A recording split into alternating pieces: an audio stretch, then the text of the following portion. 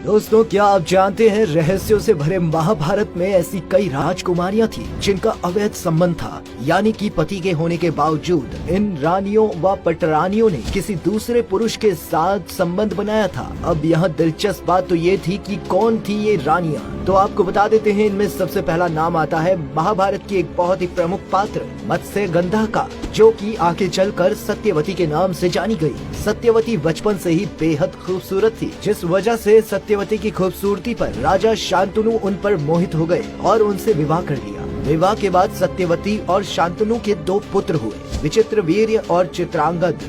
लेकिन बहुत ही कम लोग ये जानते हैं कि सत्यवती का एक तीसरा पुत्र भी था और उस पुत्र का नाम था व्यास। बता दें कि द्वापर युग में पराशर नाम के एक ऋषि यमुना पार करने के लिए नाव पर सवार हुए, लेकिन खुशकिस्मती से उस दिन मछुआरे धीवर की जगह उसकी पुत्री सत्यवती नाव चला रही थी। सत्यवती शुरुआत से ही देखने में बेहद आकर्षित लगती थी। ऋषि पराशर भी उनकी खूबसूरती को देखकर कायल हो गए और उनसे संबंध बनाने की इच्छा जताई, लेकिन सत्यवती इस बात से साफ इनकार कर देती है और कहती है कि विवाह के पहले संबंध बनाना धर्म के बिल्कुल खिलाफ है। पराशर ऋषि फिर भी नहीं माने और उससे बार बार प्यार करने का निवेदन करने लगे। आखिरकार अंत में आकर सत्यवती उनके साथ संबंध स्थापित करने के लिए मान जाती है, लेकिन उससे पहले सत्यवती ने ऋषि के सामने 3 शर्तें रख दी थी। पहली ये कि उन्हें ऐसा करता कोई ना देखे। ऐसे में तुरंत ही ऋषि पराशर ने उस जगह को एक सुनसान द्वीप में परिवर्तित कर दिया जहाँ पर कोई भी नहीं था।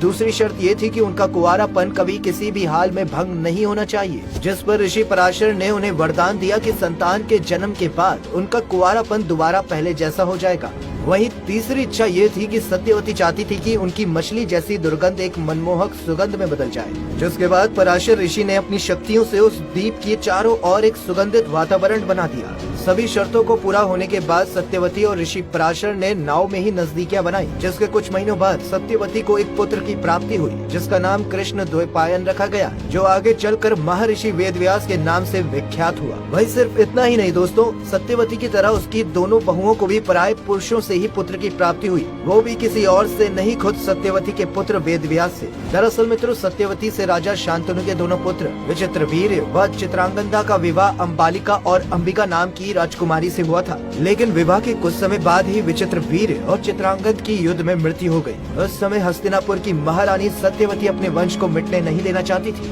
इसलिए सत्यवती ने अपने तीसरे पुत्र व्यास को बुलाया और उनसे अपनी बहुएं अंबिका और अंबालिका से संतान उत्पन्न करने का निवेदन किया। सबसे पहले सत्यवती ने बड़ी रानी अंबिका को वेदव्यास के पास भेजा, पर अंबिका उनके तेज से इतना डर जाती है कि वो अपने नेत्र बंद कर देती है, जबकि छोटी रानी अंबालिका वेदव्यास को देखकर सहम उठी। जिसके बाद वेदव्यास वापस लौटकर अपनी माँ सत्यवती को बताते हैं, माता, अंबिका को बेहद तेजस्वी पुत्र होगा, मगर नेत्र बंद करने के कारण वो अंधा होगा। वहीं अंबालिका की गर्भ से रोग से ग्रस्त पुत्र होगा। ये सब सुनने के बाद माता सत्यवती ने बड़ी रानी अंबिका को दोबारा वेदव्यास के पास भेजा, लेकिन इस बार बड़ी रानी ने खुद ना जाकर अपनी दासी को भेज दिया।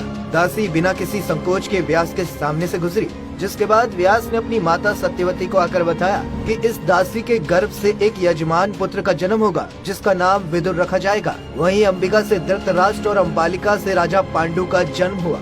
अब बात करते हैं महाराजा पांडु की पत्नी कुंती की, जिन्हें लगभग हम में से सभी लोग जानते ही होंगे। लेकिन जब कुंती कुंवारी थी तब उनके यहाँ एक दुर्वासा ऋषि आए थे। कुंती ने दुर्वासा ऋषि की खूब सेवा की थी और उनकी सेवा से प्रसन्न होकर दुर्वासा ऋषि ने कुंती को एक पुत्र मंत्र दिया था और ये कहा था कि वो इस मंत्र की सहायता से जब चाहे किसी भी देवता का आवाहन करके उनके अंश की प्राप्ति कर सकती है। ऐसे में दुर्वासा ऋषि के जाने के बाद राजकुमारी कुंती ने एक दिन मंत्र को परखने के लिए सूर्य देव का स्मरण किया, जिससे महारथी कर्ण का जन्म हुआ। लेकिन तब राजकुमारी कुंती कुंवारी थी, इसलिए उन्हें लोक लज्जा के डर से अपने ही पुत्र कर्ण को एक बक्से में रखकर उन्होंने नदी में बहा दिया। आगे चलकर कुंती की शादी महाराज पांडु से होती है। तब कुंती को ये पता चलता है कि एक ऋषि के श्राप के कारण उनके पति महाराज पांडु को संतान नहीं हो सकती, जिसके बाद कुंती ने महाराज पांडु की आज्ञा से दुर्वासा ऋषि द्वारा दिए गए मंत्र की सहायता से पवन देव और इंद्रदेव से गर्भ धारण किया, जिनसे उनके 3 पुत्र हुए, जो आगे चलकर युधिष्ठिर,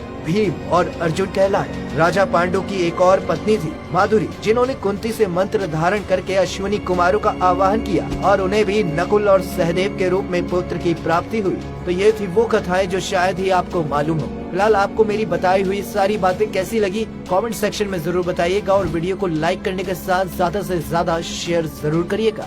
धन्यवाद।